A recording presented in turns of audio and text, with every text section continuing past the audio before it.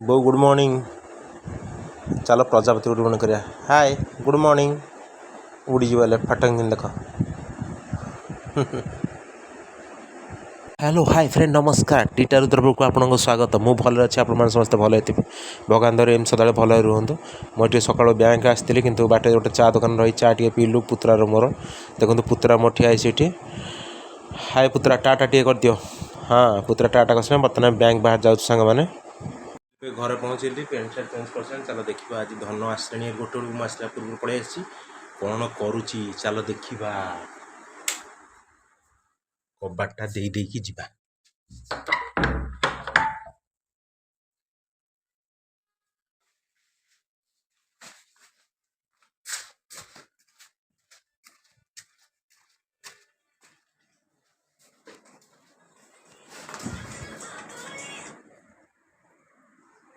ଖାଉଛି ମୋବାଇଲ ଧରିକି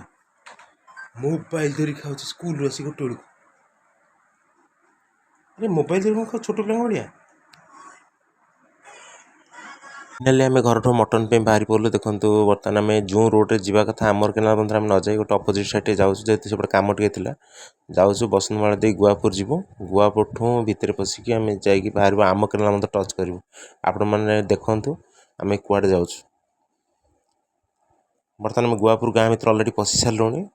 ଦେଖନ୍ତୁ ଗୁଆପୁର ଗାଁ ପୂର୍ବରୁ, ମାନେ ଗାଁ ଜଷ୍ଟ ପୂର୍ବରୁ ଦେଖନ୍ତୁ ବଢ଼ିଆ ଲାଗୁଛି। ରୋଡ଼ ଉପରେ ଗୋଟେ ଗଡ଼ିଆ, ସେପଟେ ଗଛପତ୍ର। ଆମେ ଏବେ ଗାଁ ଭିତରେ ପ୍ରବେଶ କଲୁ। ଦେଖନ୍ତୁ ଗାଁ ଲୋକେସନ୍ କେମିତି ଅଛି। ଘର ଏବେ ଷ୍ଟାର୍ଟ ହେଇଯିବ।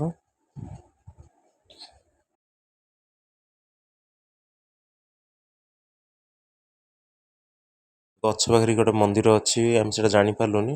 ତ ଛାଡ଼, ଯେ ବି ହଉ ଠାକୁର ମୁଣ୍ଡିଆ ମାରି ଆମେ ବାହାରିଗଲୁ ଫେରେ ଆଗକୁ।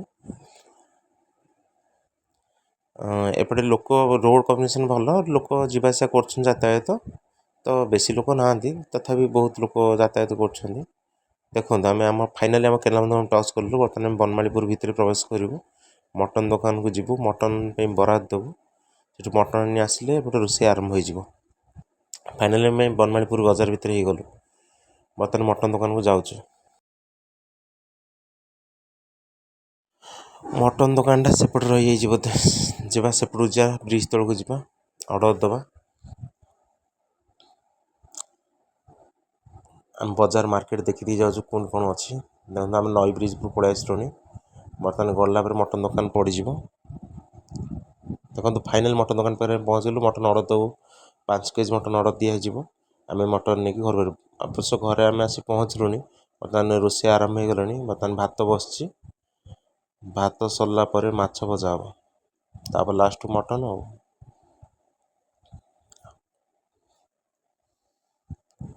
ଭାତ ଆସି କମ୍ପ୍ଲିଟ୍ ହେବା ପରେ, ଭାତ ବର୍ତ୍ତମାନ ପୁରା ହେଇଯିବା ପରେ, ଭାତ ପରେ ମାଛ ଭଜା ହେବ, ମାଛ ପରେ ମଟନ୍ଟା ହେବ। ଆଜି ଜଲ୍ଦି ରୋଷେଇ ସରିବ, କିନ୍ତୁ ଖାଉ ଖାଉ ବି ସେ ଯାହାହେଲେ 10ଟା 11ଟା ହେଇଯିବ। ପିଲା ବର୍ତ୍ତମାନ କେହି ନାହାନ୍ତି, ଟିକେ ଆସିନାହାନ୍ତି, ଆଉ ଟିକେ ପରେ ଆସିବେ।